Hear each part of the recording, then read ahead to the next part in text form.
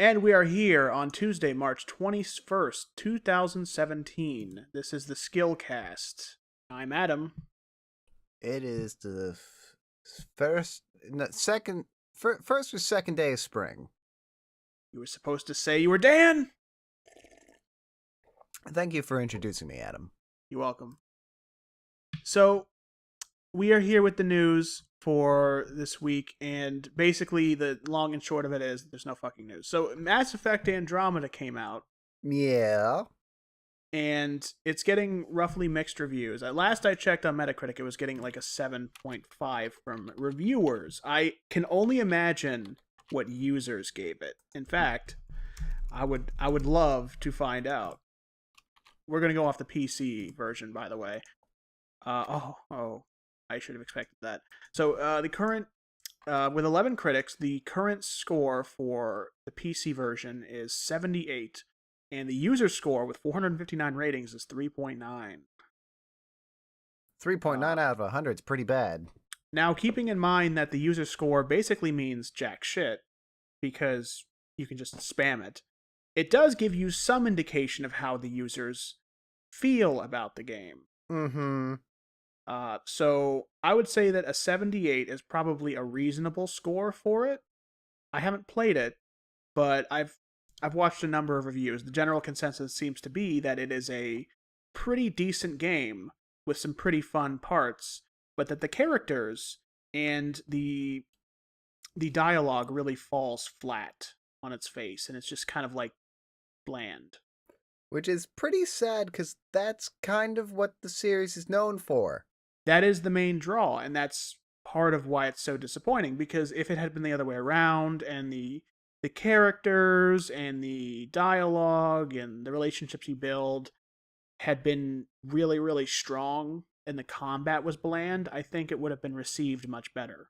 It's like, I don't really give two turtles about review scores because I think they're bad inherently. But everything I've been seeing about this game, again, neither of us has actually picked up to play Mass Effect Andromeda. God, the animations. The animations... the character models, the animations, they're all over the place. They are phenomenally bad. Do you think you can splice in that video? I'm keeping notes now, and I'm hoping to just put in some examples. But oh my god, and they keep redrawing the one. What was it? The Asari? What they were called? The Asari girl as Shrek. Yeah, it's a Shrek. I don't necessarily know why. Mostly just because she's making a face and she has a somewhat large jawline. I don't know. It's pretty funny.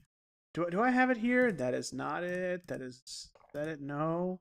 I'm pretty sure I have it. Oh, here it is.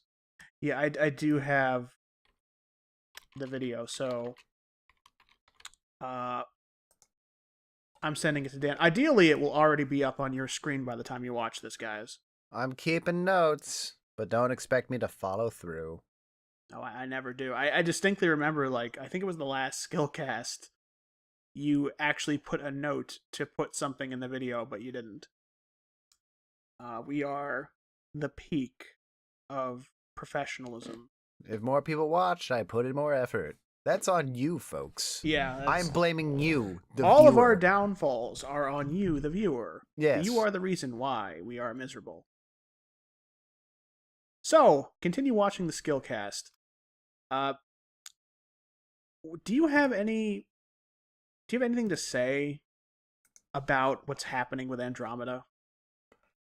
Honestly, I still don't know a lot of the details on Andromeda at all. Because, I'm not that kind of person who, oh, there's this big hyped thing coming out. I'm going to devour each and every little tidbit that comes out. And just so, I vaguely even know what the plot of Andromeda is.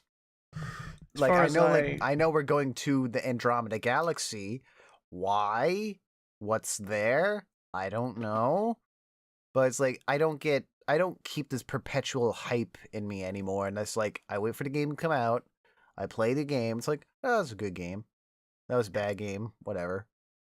as far as I understand it, the basic story of Andromeda is that a group from the Milky Way galaxy, which includes the main character whose name is Ryder, either Scott or Sarah Ryder, but you can change the first name. But if you keep the default first name, they will call you by the first name occasionally. But you lead a team to go check out the Andromeda galaxy to see if it's a good place for humans and other races to colonize. And I believe that conveniently allows them to obfuscate the actual canon ending to Mass Effect 3, which is one of the main reasons I wanted to play Andromeda, which pisses me off, as you might imagine. Because I want to know what actually happened at the end of Mass Effect 3, don't we all? Yeah, I mean, like, I think part of the issue with Mass Effect as a whole is like the whole franchise has been based very heavily on making certain choices in each of the games. And these choices are to carry over into following games. It's hard to keep doing that the more games you make. That is true. I would have liked to know how the universe or how the galaxy, the Milky Way galaxy, is doing after the Reaper attack. Uh, you can move on from it. It's just it seems like a serious cop out. Obviously, we won't deal with Shepard again, probably, but it would have been nice to see what was going on, regardless. Yeah, and as far as I know, judging off of some tweets I was reading, Jennifer Hale is not in this game at all, which is surprising because she's in fucking everything. It's also worth noting that I do have a somewhat amusing story about Mass Effect 3. If anybody forgot, I think I remember the day it came out. It was like May 5th, 2012, something like that.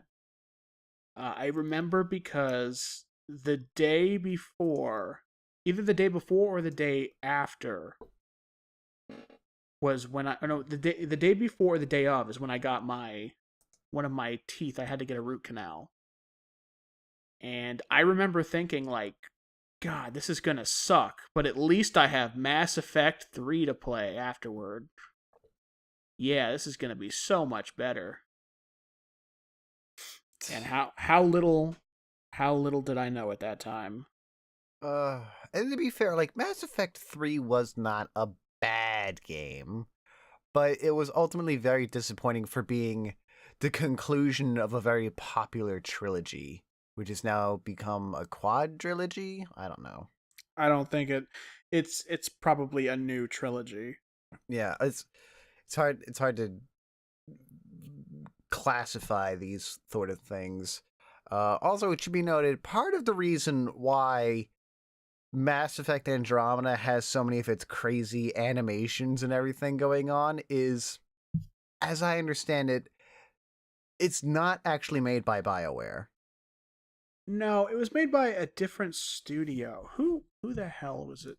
I'm not sure about which studio was exactly, but there are studios that have been working with BioWare and Mass Effect since the beginning, and they would do a lot of the in between stuff and the refining of animations and everything. But the studio itself never actually made a game on their own before. And so, hey, let's give them Mass Effect Andromeda work on. Yeah, it looks like the developers were BioWare Montreal. Um, I know that they were people who had done work in the past Mass Effect games, but they weren't. They had never made the game entirely before. And God, there was somebody who was I can't remember the name of the man who worked on the Mass Effect games who didn't work on this one. That was part of the blame. That was part of the reason people assigned blame. I always get very wary about anything where like the head person who is there from the beginning is no longer attached to it. Yeah, I cannot find him for the life of me, but I was looking at this last night, but there is a man responsible for Mass Effect 1, 2, and 3 in some capacity that was not working on this one. I forgot exactly who he was, but there are a number of different reasons that you can blame for the lackluster performance of Mass Effect Andromeda. Although it should be noted that Mass Effect Andromeda is quite different in how it's bad compared to Mass Effect 3. It's not bad for the same reasons. No, Mass Effect 3 was ultimately very disappointing, and there was a lot of weird uh what's the word? Like the ending was disappointing. I think we can all agree on that. Yeah, it was building up to something that turned out to be one of the lamest and most confusing endings ever. And there were a lot of great character moments. I remember uh like some with like Morden and Legion and everything. Uh but ultimately the narrative of the game was pretty bleh. That was the problem, was that you were building up. It's a trilogy, keep in mind. So you were building up to these grandiose finishing moments, and some of them, like the Morden death scene and how it turned out with the genophage, a lot of that was really cool. But then the final hurrah, the star child and the giant Deus Ex Machina weapon thing. I forgot what they call that. It was a MacGuffin, something like that. Uh, it was complete utter tripe. It And was to just like kind of come out of nowhere, because like I remember like in Mass Effect 2, which is arguably the best of the trilogy, is like when you have to go recruit Tali. She's on this world and like she's studying this weird effect that's going on with the nearby sun, and like it's like foreshadowing some great scientific breakthrough or something. Like, and it's like it was so obvious like that was going to be like a part of like, oh, we'll use this to defeat the Reapers, and it's like nah. no, it's just like we just got to get to the Citadel. It has a weird ass weapon that can just erase all the Reapers' minds from existence or some shit. And it hits like the whole galaxy. It was really stupid and convoluted. The way the ending should have been was that all the races, including the Geth in the galaxy, unite together, and they're able to have this big, huge, like 300 style conflict with the Reapers and end up beating them through sheer, uh, you know, united we stand sort of sentiment. Maybe with a couple of special things going on to make it work, but still not just, oh, we can't possibly stand any chance against them no matter what we do. Oh, hey, look, there's a win button. Also, a star child? Also, everyone who was doing that whole the assimilation theory was putting in more work into the narrative than the game did.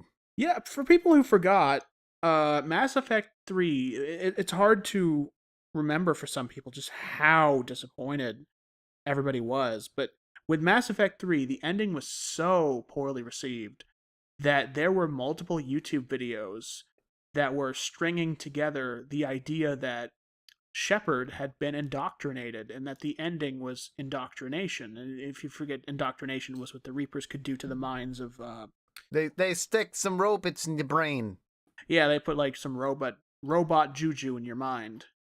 So they thought that, oh, here are a bunch of telltale signs that Shepard had been indoctrinated and that he was losing his mind and that the ending didn't really happen that way. And there was this really crazy theory, and it just shows you the lengths to which people went to explain away how bad the reality was. It was actually people going through the 5 stages of grief, Uh, denial, I also really just bargaining. I also just really hated what they did with the elusive man. Yet in Mass Effect 2, the Elusive Man was this really great character who had strange, shady goals, and he was just, he had so much potential. And then in Mass Effect 3, he was just like They this, literally just recycled him as the villain from Mass Effect 1. yeah, he was just nothing like how he was in 2. He was just stupid. my recommendation for the trilogy is play Mass Effect 1 and 2, and then, like, just pretend 3 didn't happen. Oh, I wouldn't say that. Just, like, the Reapers just never returned, I guess. Hold on, I'm trying to click on stuff. I don't know. It's like, play Mass Effect Andromeda, see what you think about it, but geez, there's some holes in that tapestry. I would say that Mass Effect Andromeda will give you more than likely a better overall taste in your mouth than Mass Effect 3 because it doesn't have problems in the same way. Although it will feel more bland than a game like Mass Effect 2. It's probably still worth playing if you like Mass Effect. And Probably. we will probably play it either individually or on the channel at some point. Yeah, we'll see what happens. Go ahead. No, that's pretty much it. I mean, Mass Effect Andromeda, people are making fun of it for the animations. It's got a lukewarm reception. It's not terrible, but it's not the savior of Mass Effect, unfortunately. Yeah. And like if you can like look past the crazy animations and funny character model glitches that keep going on, that's fine, but that doesn't mean it's not there. Who knows? Maybe the second game in what I am assuming is a new trilogy. Oh god. I mean, I'm sure they're not just doing a one-off. So maybe Mass Effect Andromeda 2 will be better. Maybe we can hope. Who knows? Maybe be worse. Maybe go right from 1 to 3. And then have like the trilogy, the third one be like amazing, like ridiculously legendary good. And so it's like you just have to go through the real slog to get to the masterpiece. That's always what we want in our games. Yeah, that would be funny if like the first and second one were really terrible and the third one was amazing. But yeah, so go try Mass Effect Andromeda unless you have, Horizon Zero Dawn, Breath of the Wild, Nier Automata, Neo. There's so many fucking games coming out right now. We're just kind of flooded at the moment with games we can't play because we're either too busy or too broke. I didn't even mention, Resident Evil 7. That game still is new. They're still pumping out well, I don't know if they're still doing it, but like the DLC in that game has given it quite a long life. Man. And what's great is that I haven't even covered the games that are coming out in a few months. I mean, Splatoon 2 is coming out in a couple months. Yooka-Laylee. Yooka-Laylee's coming out next month. Mario Odyssey sometime this year. December. That's gonna be a holiday release. Yeah, I suppose so. So yeah, that's it for Andromeda. Unless, well, I mean, I guess I could just mention this one last thing is that there is a parody of it, or there's parody trailer footage of it in the new release for Goat Simulator. Oh yeah. Waste of space. Waste of space. Yeah, it pokes fun at Mass Effect and Star Wars. I believe it came out on PC a little while ago, but it's now out on PS4. So. Oh god. So I don't know. Maybe we'll put up some screenshots or something. It's amusing. It is. I mean, like I remember in Saints Row 3, the whole game is just a huge parody on both The Matrix and Mass Effect, where like you can just have sex with everyone. even fucking Vice President Keith David. Well, I appreciate the option, I guess. God, Saints Row, that's another game series I need to play. It's good if you like Grand Theft Auto, but without all the serious stuff in Grand Theft Auto. Yes, serious. Grand Theft Auto gets gritty and mature. Yes, mature. It does. Yeah. Fight me. Yeah, that'll be our next video, is me fist fighting you on the channel. Yeah, that's what it'll sound like, with a bunch of slapping involved. So, do we even have that's the next segment of the news. Do we even have anything to talk about other than Mass Effect Andromeda? Well, I mean, like, we can talk about other games we're not playing. I mean, like, I've heard great things about Horizon Zero Dawn. I have two. It's on my list to get, but I can't at the moment. There's too many things that I either want or need to get. Also, Dan, what time is it? Adam, we always do this in the afternoon. I I don't even plan it. I just keep seeing the time. Okay, so Horizon Zero Dawn seems like it's doing like everything that like open world games do, but really, really, really, really, really well.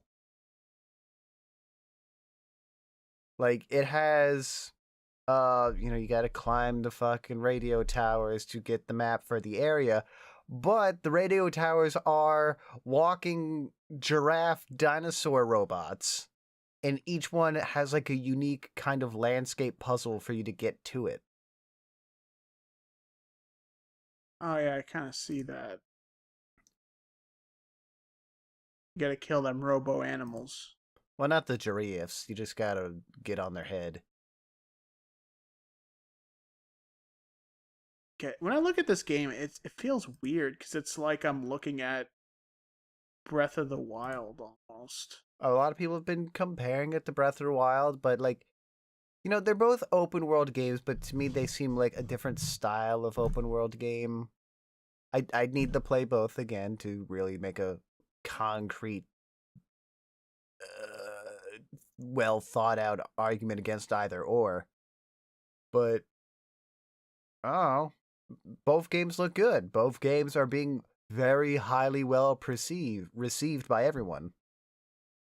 In Breath of the Wild, I told you this off camera, but I just got the Master Sword, and Oh, it felt so good because I didn't even know where it was, and I had been playing. I actually, the other day, I decided to go into Ganon's castle because I was like, okay, I've been playing this game for a while, and I'm still not at the part where I can get into Ganon's castle story wise, but I'm like, can I even make it there?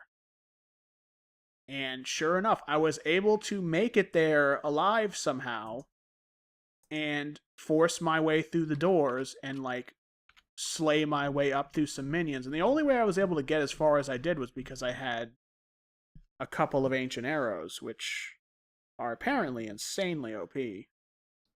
But I had to run away when I encountered something that hit me for pretty much my whole health with every swing. huh. So that was not ideal. But the point is, I finally found the Master Sword. I'm very happy about that. It took a very long time to find. Neat. So I'm guessing it doesn't break. I don't know, but as far as I understand it, I'm sure it doesn't get destroyed.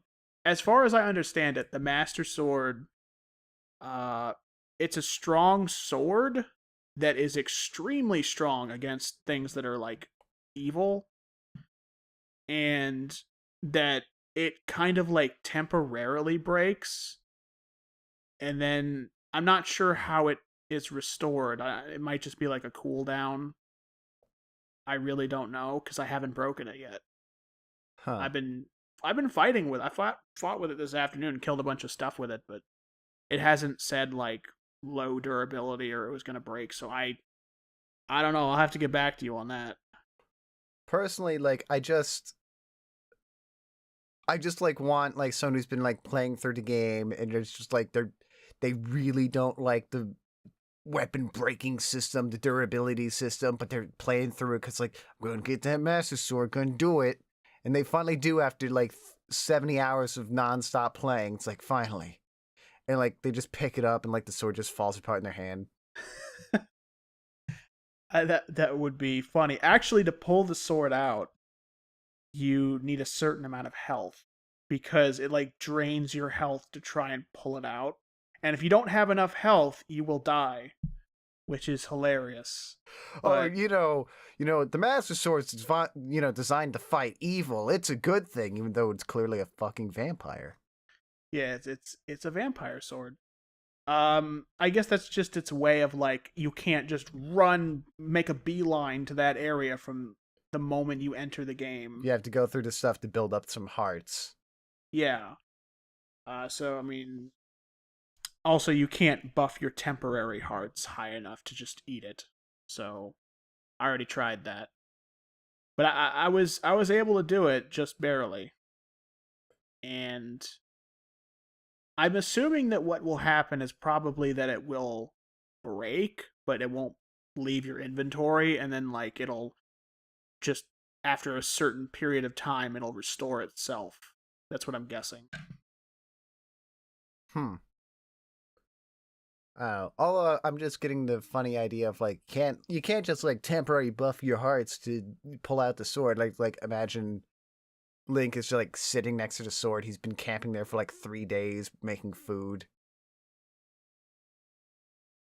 But that is a viable option, I guess. I mean, I'm capable. Like you can straight up take a durian or a big hearty radish and mix it up with some rock salt and make food that will give you full health heal plus like 5 or 6 bonus hearts. That sounds fucking disgusting. It's Durian great. with radish and rock salt. Well, generally you don't mix them, but you can. Of course you. Apparently, durian and big hearty radishes are just like amazing food because they give me more health than raw prime meat from like a wolf or something. I don't know, like durians have like this weird reputation of like they're either like the greatest thing you've ever eaten or it's rancid garbage in fruit form. I've heard that from multiple people. I've never tried a durian, mostly because of that reputation. I mean, like, if we could get one, I want us to try it, but I'm scared. I mean, we could just straight up do it. I I mean, we guess could. It's like, tune in next week.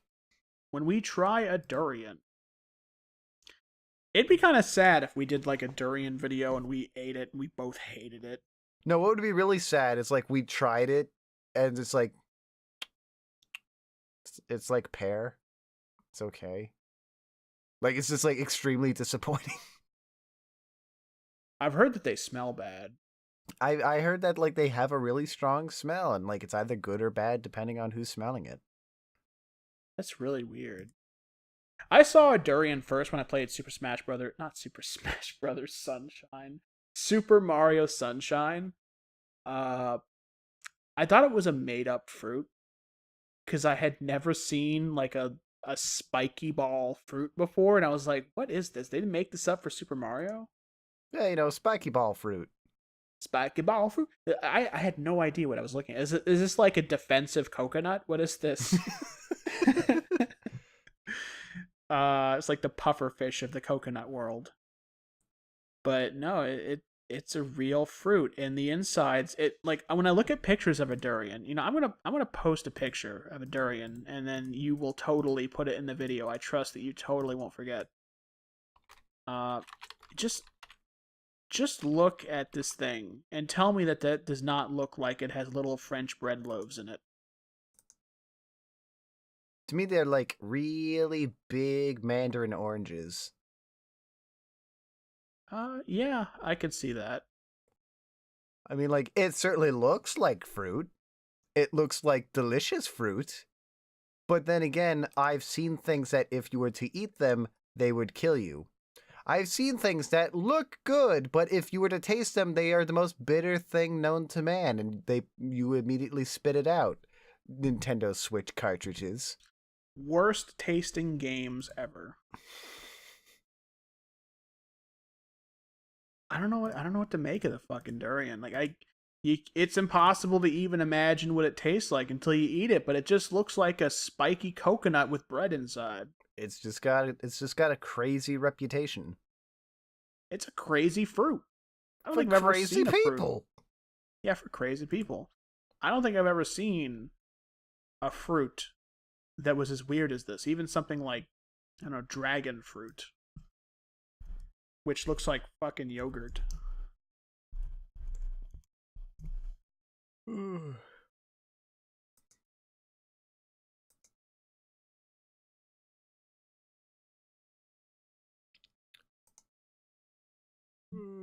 Personally, something I find weird is passion fruit.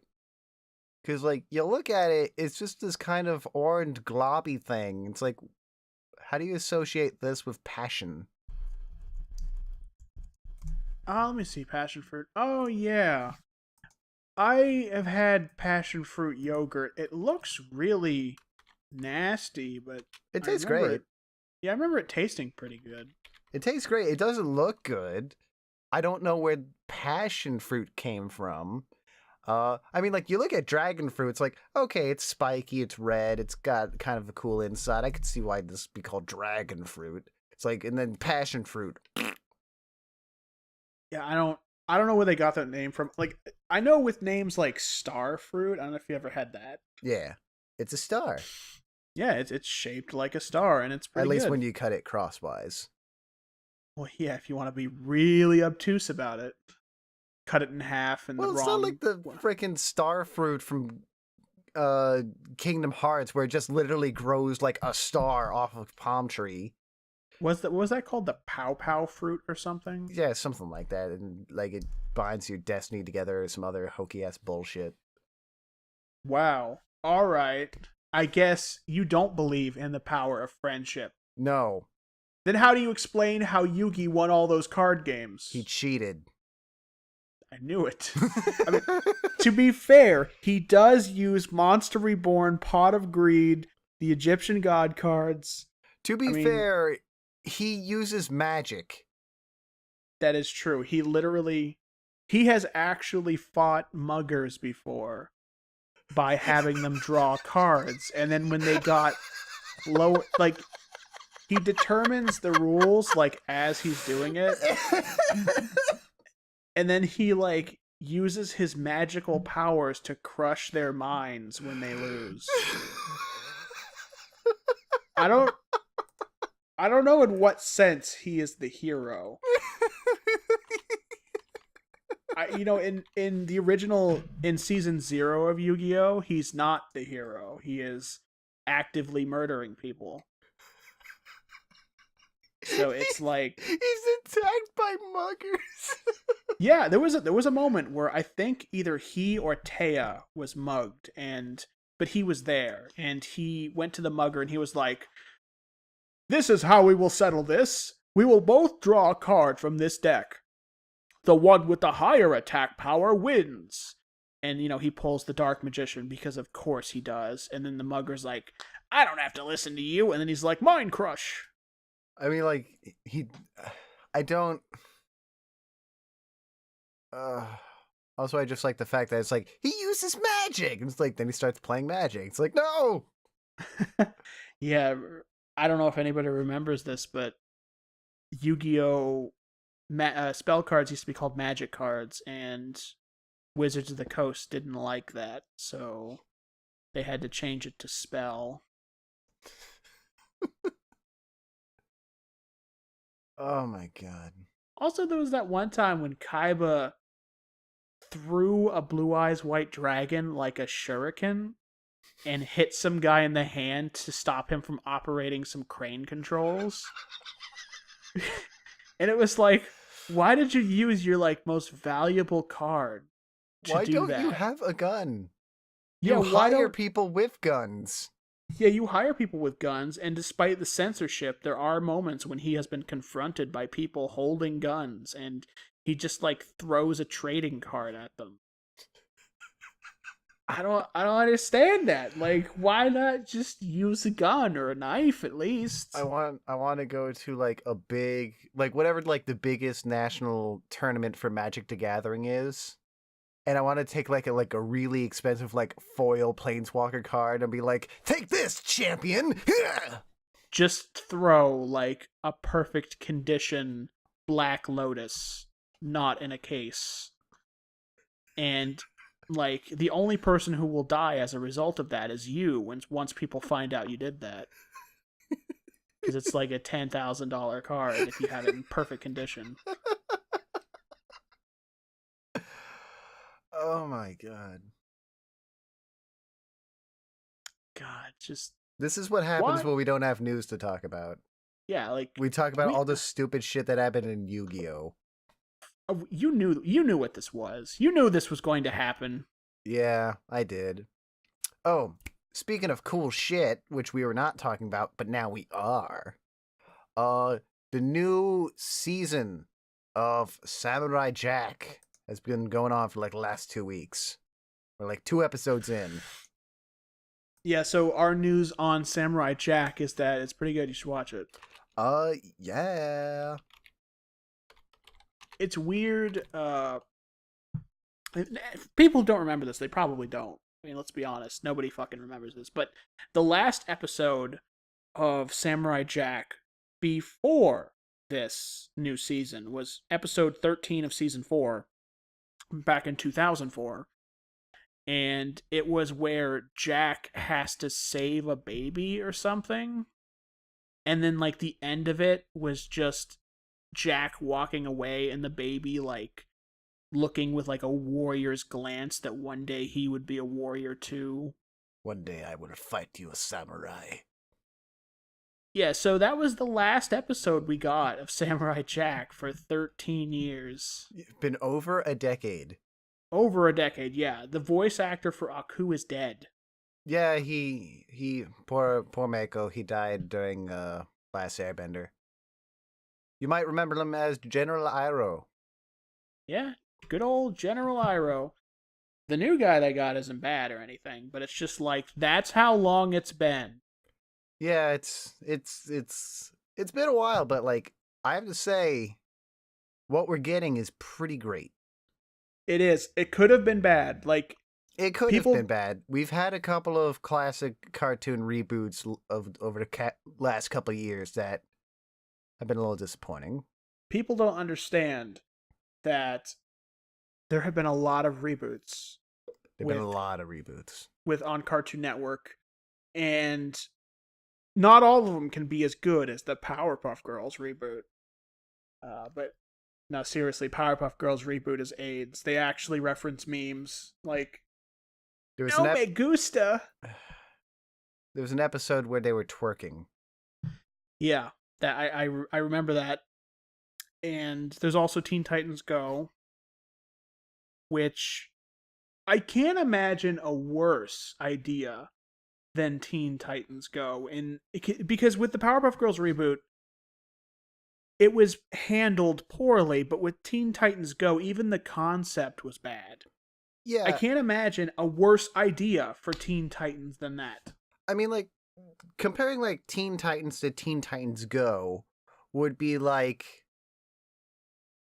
if we, I guess it'd be a direct example, like, what if we took Young Justice, but then we made it into a Saturday morning comedy? Yeah. It's as stupid as something like, what if we took like a major show from Japan, like, I don't know, Attack on Titan, and we had them little chibis in high school or something? Oh god, that would never happen. So yeah, fair enough. It goes both ways, but not just like completely crap on every reboot out there. Although the problem with Powerpuff Girls, as far as I understand it, is the series creator, Craig McCracken, he's not involved with the reboot at all in any form. That could be a major problem. I whenever like the person behind a show or a game or a movie isn't involved with it anymore, that's usually a sign that like, oh boy. He must have had pretty good creative direction in the original show. More importantly, I'm sure that Craig McCracken would not have included 2008 memes in his show. I have faith anyway that he wouldn't have. Yeah, he also wouldn't have replaced the main voice cast, which is something you really never do in Who animation. does that? It's unheard of in animation for the most part. But they kept Tom Kenny as the mayor, so it's like a little confusing, like what the logic here was. I really don't understand because did they have some kind of problem with the original voice cast? Because that's who the audience recognizes as Bubbles, Blossom, and Buttercup. From what I've read and from what I've looked into, the original voice cast, they were not even contacted for auditioning. It doesn't click in my head. I mean, if you have the voice actor for the mayor, then why not the original three girls? I know I don't understand that at all. But hey, it is what it is. Point being, Phil Lamar is still Samurai Jack, and he's back, baby. Jack's back, back, back, back, back. Watch out. Talking about Samurai Jack, watch out. So yeah, Samurai Jack. It could have been a lot worse than it is. I mean, we haven't seen all the episodes. We only seen 2 of 10. Yeah, we're So only two. We're not even a quarter of the way in. so yeah, we're only a fifth of the way in. So it could straight up just go Mass Effect 3 at the end or something. Like just what Jack just like starts slumping over. It's like yeah, we don't know what'll happen. Maybe he'll be fighting Aku, and then he'll like jump at him with the sword, fade to black. That's it. uh We don't know, but I'm guessing it probably won't do that. At the moment, it seems like it's a very competent show and has some really good moments already 2 episodes in. it does. Like part of what I think is like making the show so good is like it has so much of the style of the previous seasons where like there are these great atmospheric shots where Jack is wandering for an extended period in complete silence with only nature around him. And that's great. It's very atmospheric, and I think one thing I noted with my friend Wesley, who I was watching the show with, was that it feels like it grew up with its audience.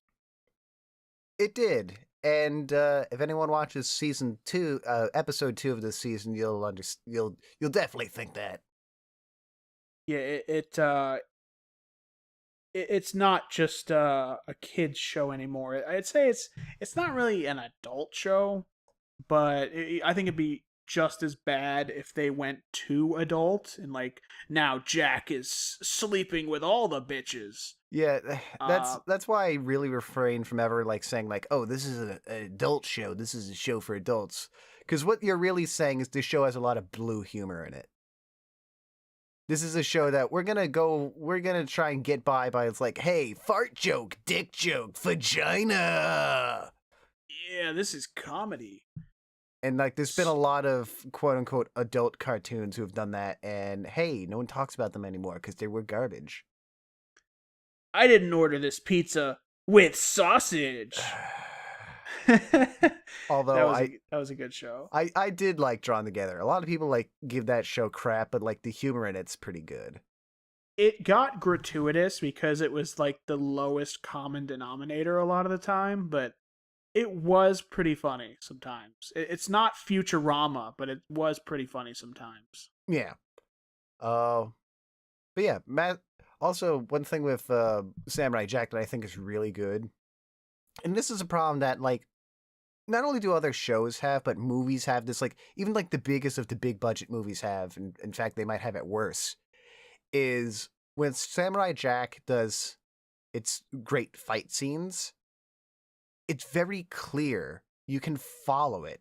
It's not like jump cut, jump cut, jump cut, jump cut, jump cut, jump cut, focused in, blurring, which is like what so many fight scenes are in so many shows and movies. And to do proper cinematography and choreography, of course it's an animated show, but to do it well is a hard thing to do, and a lot of people don't appreciate that. There have been a lot of really, really bad fight scenes in movies, and I appreciate how Samurai Jack episode 2. I don't really think episode 1 was that great, to be honest. It's a lot of Uh reintroducing everything. Episode 2, the Aku comedy bit at the beginning was pretty interesting. I feel like the real star is pretty much everything after that. Basically, just the rest of that episode is it's probably one of the best fight scenes just ever made. It's Probably. it's so funny that like Aku is like the embodiment of evil in the universe, but he's also the greatest source of comedy in the show. Yeah, he is a very interesting character, and I was rewatching a couple episodes from the old seasons, and in season 4, episode 9, for whatever reason, Aku challenges Jack to a one-on-one, and he demands that Jack face him for, dominion over the world or something like that, without using his sword. And Jack says, okay, on the condition that you don't use superhuman powers, evil minions, and you come in human form. And Aku agrees reluctantly. And then they show up to like fist fight each other in a bunch of ruins, and Aku's just like this literally pitch black humanoid figure with like just a bald head, just a cue ball head. He just like morphed his head with his hands. Yeah, he's just like Jack's just looking at him like disturbedly, and Aku's just like, "What?" It's just it's funny. It's funny how Aku can be such the source of all evil, but is also a funny character somehow. He's so silly. I mean, like, even like how that episode started off was funny, where it's like they're having a dramatic fight scene, and it's like, all right, samurai, you know how this will go. It's like, you'll fight me, I'll fight you, you'll hit me with the sword, and then I'll turn into a bat, and like, next time, samurai! Ah, ah, ah. And it's like, we keep doing this every week. And he was right. And then that's how the episode also ended. Yeah. Because, of course, Aku is the villain, so he cheats, but Jack knows he cheats, so Jack still gets one up on him. By cheating ahead of time. Yeah. They don't really get along. And, there was the one episode where Aku was reading stories to the children about evil Jack, and Jack was like the big bad wolf, and he was like, "Here's Jackie!" God, this is why I love animation so much. This shit holds up. It's still funny after 14 years. Well, that's because they stay away from dated references like "No me gusta" and twerking, and they just focus on either classic things or they make up their own humor, and they just it's a timeless thing. Also, 2D animation, I find, more often than not, is very timeless because it's stylized. You can't when you watch a film from the 1920s, it's very noticeably dated. But when you watch a cartoon like from a cartoon in color, like Looney Tunes, Like an older Hanna-Barbera. yeah, Hanna-Barbera, they last. They do, although a lot of time they use like some older conventions we don't use anymore. For example, like you might remember like with the Flintstones, like when they be like running and the background will cycle like 14 times as they're talking while running. Yeah, the cycling background mountains and stuff. Yeah, there are definitely older techniques that are used, but they're much easier to relate to than a live action film from that period. Yeah, it depends, of course, on specifics. But yeah, it's part of the reason why I really love animation, because going photorealistic with art is great, but you hit a wall after a point. There's a point where it's like, okay, you have realistically replicated the human form in real life. Now what? You just gonna keep doing that for the next 1,000 years? the beauty of stylization is that it allows you to create your own reality. And with realism, you are trying to match a standard that already exists. But with stylization, you can create your own standard. And if you create it believably enough, if you can make people believe that this standard is correct based on the way you make it, then that standard can only be violated if you want it to be violated. You can remake the world as you see fit and draw people into it, and it's I think it's engaging in a way that realism can't be. It's art. And consider the fact that we have had a conversation like this and a conversation about how weird durians are in the same podcast. Yeah, the differences between photorepresentationalism and stylization through various art mediums, and how stanky durians are. Yeah, they got stanky as hell. They look like they got the bread in them. Oh, they got that stanky bread. Oh. So the long and short of it is that Samurai Jack's pretty good.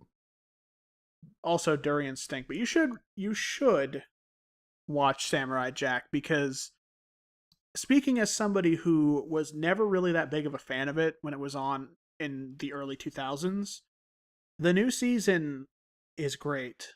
So far, I don't think it's gonna pull like a Mass Effect like stupid ending, but I think that it will continue to be good.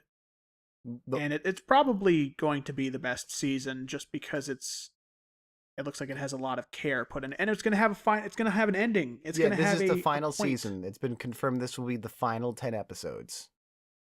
So we're actually going to get to see the result. Some type of conclusion. Hopefully we get to see the Irishman again, or the Scotsman, whoever it was. Yeah, I was about to say, like, I'm going to judge this entire season, these 10 episodes, on amount of Scotsman in it. So far, it is failing. I'm sure he will be in it. It would be insane not to put him in it. He's like the most popular character in the whole series. Yeah, he'll be in it. I'm sure that he'll probably show up like next episode. And he'll be old as shit because it's been 50 years later. Yeah, he probably will be old. He'll still have the magic rune sword, laddie. And also, hopefully, the real mark of excellence for me will be if they remember the blue guy, the blue Morpheus, who is guarding the time gate. It would make sense because, like, the whole series has opened up with that Aku has destroyed all of the time portals throughout the entire world. There is no way to get back. Watch out. Yeah. But that means, like, did Aku fight the blue guy? He said he fought Aku in the past and slapped his shit. So it's like, what happened? I seriously doubt Aku beat him. I mean, like, Aku couldn't beat a bunch of fucking elementals one time. It seems like Aku's not even the biggest threat in his own world. I mean, no, he's just a tyrant. I mean, like, you remember that episode? Like, he got, like, beat up by a bunch of, like, crazy elemental sassy women. Vaguely. Yeah, it's just like, but then Jack did it. He's like, yeah. It was all just like to control like the world's supply of water, which is like all water on the planet comes from a gem. Okay. That's pretty silly. Either way, if they remember that guy, because he said that Jack was supposed to come back when he was older to beat him. So I'm sure they remember him because the Jack in his vision looks a lot like the Jack we have now. So they probably remember that. That's probably a sign that they remember. Yeah. But still, it's possible he won't show up. But if he does, it's a sign that these people really know what they're doing. Yeah, as far as I know, most people who are on the show are still involved. I know the series creator, and again, I can never remember how to pronounce his name. Turtentovsky, something like that. Yeah, Gendy Tartakovsky, something like that. It's like, I can never remember how to pronounce his name. I know he's directly involved. I'm pretty sure this was his idea. Well, I don't know. We can't pronounce his name, but we can watch his show. Yeah. And yeah, everything so far. The show's great. I want to see it end. I want to see. I, w- it's always kind of annoying. Like there was never a conclusion to this series. That's all about trying to find a conclusion. That's part of why I never really got into Jack back in the day, is because it's not an anime. I know it's not going to end. It's just going to be the same bullshit every week of like, I'll get you next time, Yeah, because that gadget. never like goes on forever with anime at all, like Naruto or One Piece. Naruto ended. It's isn't there like a spin-off now? Yeah, but the story of Naruto ended. Now it's about his son. Yeah, but like wasn't that series like 400 episodes long? Probably more than that. Jack was like Uh, 50. that's not the point. The point is that It's it still did end. kind of the point. When you watch Naruto, you know there's going to be an end point. But when you watch a Western cartoon, there's almost never an end point. Like with Teen Titans, there was no end point to that. They never just defeated Slade. Well, I mean, like I feel like there's a little bit more of a difference here because now we're genre shifting into more of a superhero medium, where it's like you can't kill the villain because that's morally not right, and also like if you kill all the villains, then who are we just gonna keep up making villains? Like what annoyed me with Teen Titans, the original series, was they never really got into who Slade was, and I actually had to look up to see what exactly Slade was. And he's like, that's just like a nickname or something for another villain called like Dead Sight or something. I forgot exactly. Yeah, who was the character who Deadpool is essentially a knockoff of? But whereas Even though nothing like him. yeah, whereas Deadpool's like, I mean, whereas like Slade's like, very serious and I crushed a stone in my hand. Now it's a diamond. I'm strong and tough. Deadpool's like, hey, I shit my pants. Yeah, that's the proper comparison. Yes, Slade is Deathstroke. Uh, yeah, the arch enemy of the Teen Titans. Alias is Deathstroke the Terminator. That I don't know. That's his name is Slade What? Joseph Wilson. What's his publication history? It sounds like he was made in the 90s. He let's see. Deathstroke appeared as main antagonist in the first two seasons of the Teen Titans animated series. Was voiced by Ron Perlman. Oh, well, there we go. He when was he fucking made? It does not say. Let's see. The episode Forces of Nature. No. No. Know your villains. I feel like you're probably on like maybe the Teen Titan wiki. Here we go. Slade. Yeah, his name is actually Slade. Yeah, here Slade we go. Joseph Watson. Publication date, Volume 1 was 1991. So he was deep in the dark age of comics. Yeah, that explains why he is such an edgy character. But still. Alright, so he is just he's Deathstroke, but I guess they call him by his real name. I don't know why he wears the mask. Nobody cared who he was till he put on the mask. Yeah. Abilities, utilizes 90% of his brain capacity. Extremely skilled militant. Enhanced physical and mental abilities, superhuman strength, speed, agility, and durability. Regenerative healing factor, master swordsman and marksman, master martial artist and hand-to-hand combatant. Access to high-tech gadgets, weapons, and suits. Mastery of Bojutsu and Jojutsu. And he's multilingual. God damn, does he suck. Yeah, let's see here. I'm not really sure if there's any particular unique thing about him in Teen Titans. Let's see. It looks like he does have some official history with the Teen Titans. I guess the Teen Titans world, even the serious one, takes place in the same world as like Batman and Superman. Well, yeah, because, I mean, it'd be weird that, like, Robin's a thing, but Batman's not? It's just weird because it makes it seem like they're the focus of everything. Well, yeah, for that series, because like they're like the junior Justice League. Yeah, but it's just like when Raven's father was trying to conquer the planet. Where the hell was Superman? I don't know. Maybe he was fighting quasi multi-dimensional beings on another planet. That But happens more often than not. he's supposed to be dating Lois Lane in Metropolis, and fucking like sitting there writing a report on why Superman's the most swole guy ever. It is also Uh, kind of funny, like how he's able to keep up that alter ego. well, yeah, I mean he's like the first superhero ever made. He's got really really bad writing in a lot of places. He's just got a lot of holdovers from the beginnings of the superhero genre. I mean his name is Superman. That's the most generic name you could possibly have as a superhero. Hold on, let me think if I could think of one.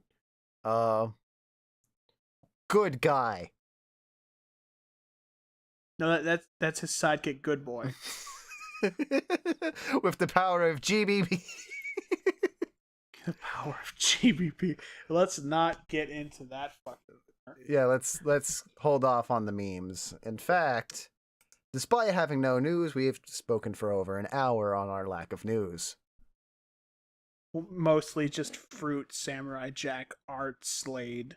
Yeah, yeah, all that.